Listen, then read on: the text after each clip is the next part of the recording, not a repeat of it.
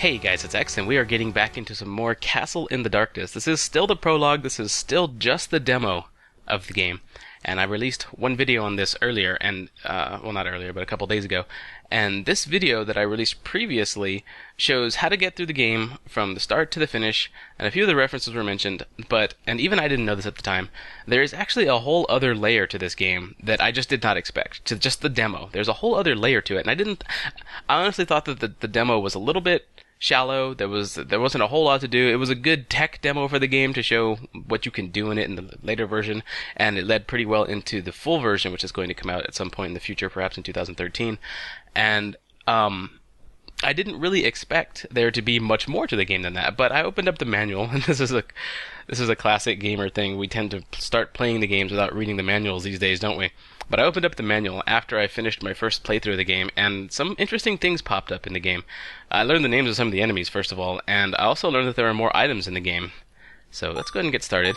There is also a whole other stage to this game, a very hardcore stage called the Temple of Sin, and you have to get all the secrets here, or at least a good number of the secrets here in the original stage, this normal stage, to get to the Temple of Sin. And I'm going to show you how to do that, as well as show you a few of the glitches that I came across as I continued to play the game after I made the video.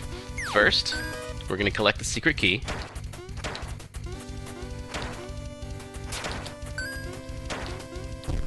Alright, so we'll take that down. Kill some of the enemies. And here's one of the glitches that I wanted to show you first. You can press up to go into doors and stuff. Yeah, that's cool. Oh, I shouldn't have done that.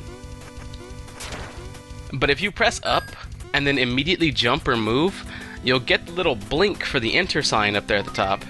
And there goes my cell phone. I don't know if you guys heard that. But you'll get the little blink for the enter sign, but you won't actually enter. I just thought that was kind of cool. You can kind of tell how that works in the coding. You can tell that the game first triggers the animation for the enter thing, and then after the animation is done, it actually sends you through to the next part of the stage. See? So it actually gives you a little bit of time to avoid actually going into the door if you do it right. I don't know, it's just a small little glitch. So anyway, we're going to continue with the game. Go find the rest of the secrets, all the rest of the cool stuff that this game actually does have to offer. And here is one of the cool things that I wanted to talk about. If you barely edge your way into this particular transition, or out of it, I think it has to come from the right side. There we go. You get the black screen, but you don't actually transition, and you can hear the skeletons still swinging. Now, if you go back over to the right, there will actually be two skeletons. There they are, and they'll both burn up in the fire if you let them, which is actually really cool. I actually haven't been able to get that to happen in any other screen transitions but this one, and it's actually pretty neat. Now I'm going to go ahead and kill this guy, because I'm going to continue through the game, but we'll be coming back here in just a little bit.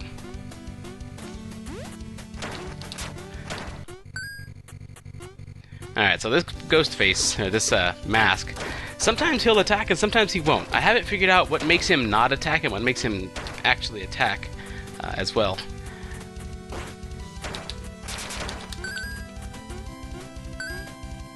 Going through the pub now. Nothing special in here.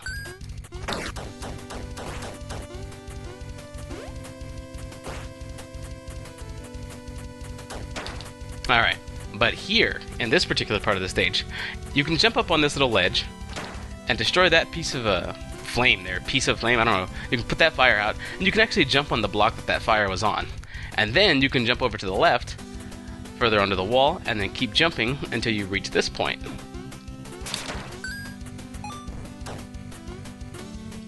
Little secret area here. And that's a breakable block that you land on right there. And from here you can just make a straight jump over to the right, and you won't take any damage from the spikes. And here's an old man saying, "It's dangerous to go alone. Take this." So, Zelda reference there. Destroy the flames. You pick up the Master's Sword. Or you pick up Master's Sword. It's actually a sword that was owned by a guy named Master. So, again, another Zelda reference. But I love finding the Master Sword, or references to it, in other games besides Zelda. I've always loved finding the Master Sword in any game, really. Alright, so the next part is we'll go through this and let the face drop. We know the Spelunky reference is over there to the left. Come kill the crab with a couple hits from the Master Sword. which is a very strong weapon, by the way. Very useful to have. You can destroy those bubbles with a melee attack. Now here's something else, a little glitch that I found. We'll come left, and sure, everything will respawn in here. But we'll come back to this area outside, and then we'll take a left again, and look, down the bottom, there's 3 Goombas down there. By the way, fun fact about those Goombas, they have fangs coming out of their mouths, and one coming out of their anus. That's right. That's what the instruction manual actually says.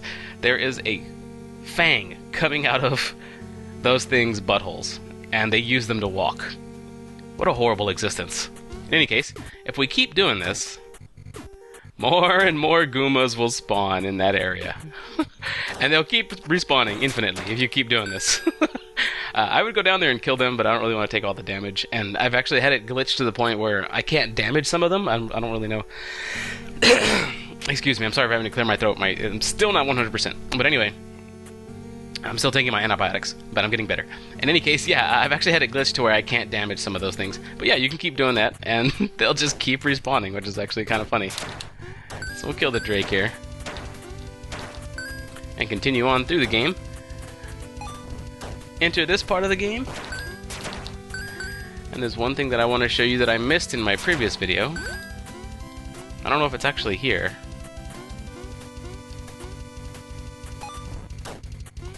Pick up Eruption. I think I missed it. Again, no, here it is. I didn't jump left over here whenever I reached this part of the stage. There's a note here that says, the Red Devil protects Death's Ring. Okay, so that's cool. But we've already made it too far in the game to actually go back to the point where I need to get to. So I'm going to reset the game pressing the F2 key. We're going to go ahead and reset. I'm going to skip past the intro screen, hit the play game button again. We will collect the secrets that we need one more time. And I will show you how to get to the Temple of Sin, which is the really hardcore stage in this game. But that note that I found tipped me off. And it told me that the Red Devil protects Death's Ring. So continuing on, going into this room, told you we were going to come back here. We'll go ahead and take out the Red Devil. And if you just jump through the wall to the left, you find a secret area. And there's a mini-boss in here. I don't know who this guy is. I'm pretty sure he's a reference to something. To me, he looks like a fat version of the main character in Double Dragon. That's what he looks like to me. I don't know who he actually is. But you can fight him.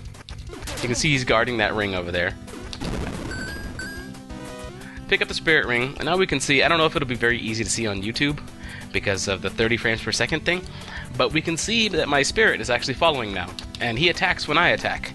Now, I have one little complaint about this ring, and it's not very useful because your spirit sticks so close to you that any of its attacks that would hit are going to hit when you swing anyway. So, I don't know, it doesn't seem like that useful of an ability, and it just adds a graphical effect that doesn't add a whole lot to it. I'll show you one place where this actually might come in handy a little bit. Actually, no, I don't think we're going to go there. I don't think we'll actually make it to that point at this time. So anyway, we're going to go ahead and skip the shortcut there. Continue on with the rest of the stage. With this little spirit copy of me following.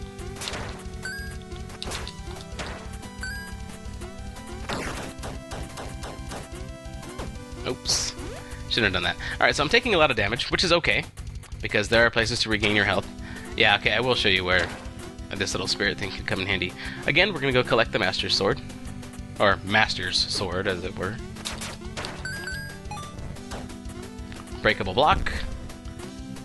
Jump straight over to the right. Collect our prize. Say hello to the old man. And leave. Now, whenever you come out, that red devil, that red demon is going to be there again, so make sure you're ready for it. Don't just step through the door and stand still. Come out and swing at him, because he's going to be right there ready to shoot at you, and if you have low health, it's going to end your game right there. Alright, well, this is the point where I wanted to show you that the spirit could actually come in handy. Whenever you're coming down from here, the spirit will slowly float down, and you can get him to kill those 2 fire things. It's not... Again, the ring isn't all that useful. It's cool to find, not all that useful. Alright, so the face is going to knock us down into this cave.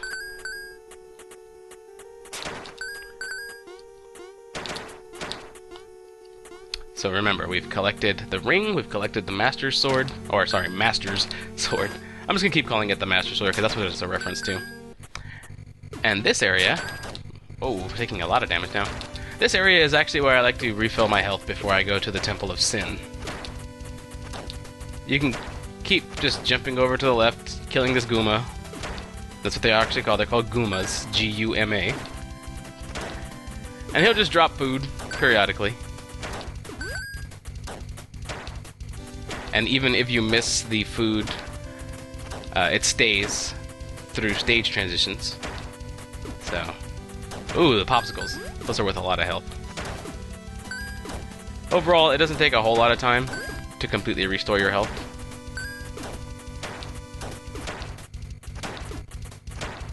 That ought to do it, actually. So we're at full health now. Skip this door and come over to the inn. So now that we've got the Spirit Ring, or Death's Ring, or whatever it's called, which I read in the manual curses somebody who takes an innocent life, and what more innocent life could there be than a little kitten? Bam, dead. So now we're cursed, and the house's occupants are like, "You monster! You monster!" Alright, so as soon as I step out of this door, we're going to be taken over to the Temple of Sin, and if it's your first time there, it's probably going to kill you right off the bat, like immediately. I'm going to show you how to avoid that. Make sure that you are holding your jump button, first of all, and holding right on the control pad, or moving to the right, because it's going to drop you onto a breakable block, and beneath that breakable block is a one-hit kill spike. You want to avoid that. So here we go. This ghost is going to take us over. Ow! Alright, so I took some damage from that block already. But here we are, in the Temple of Sin. I'm not going to try and beat it in this video, because it's incredibly hard. But I have found in the first part of the Temple of Sin, one of the best ways to get through it is by just not hesitating, by going through as fast as you can.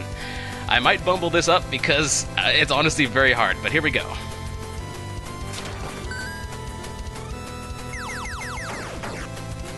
Dang it.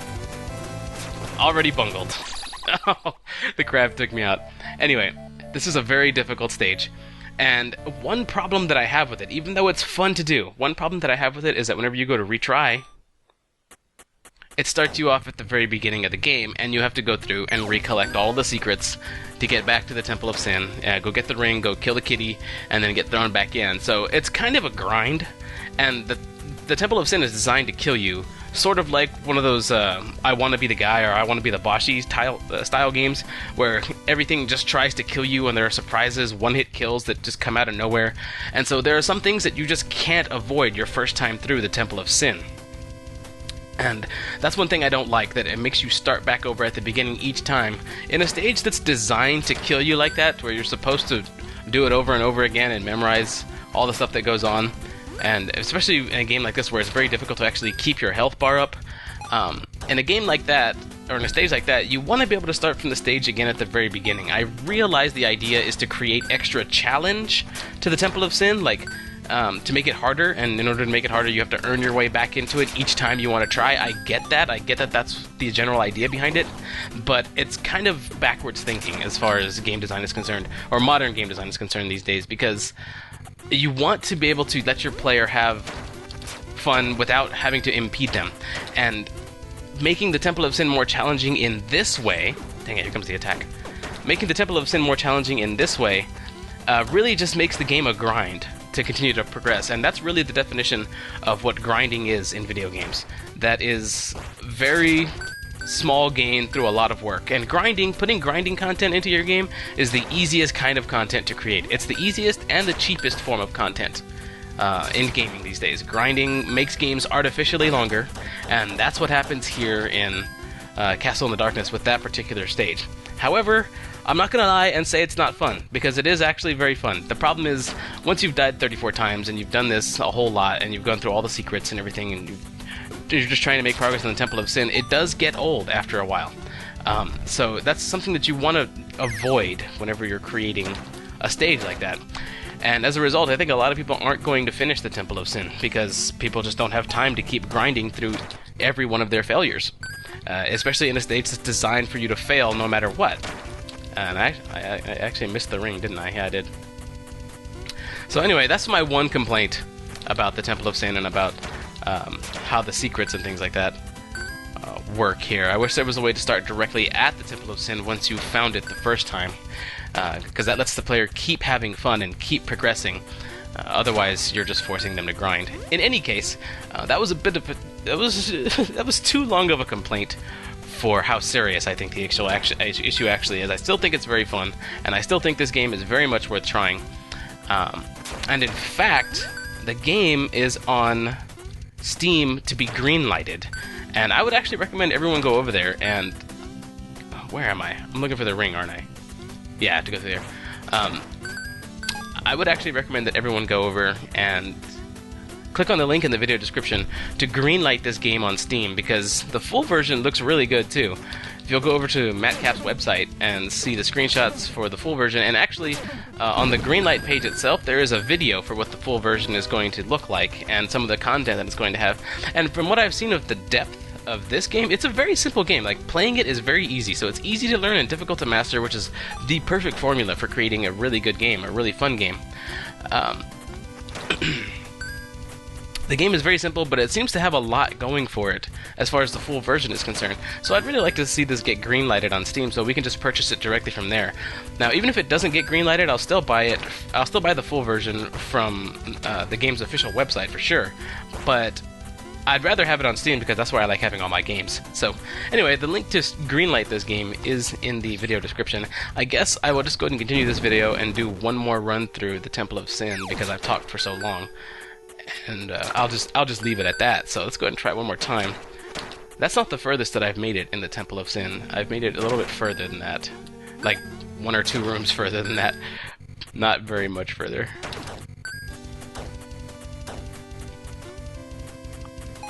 Alright, here we go. Die, Guppy!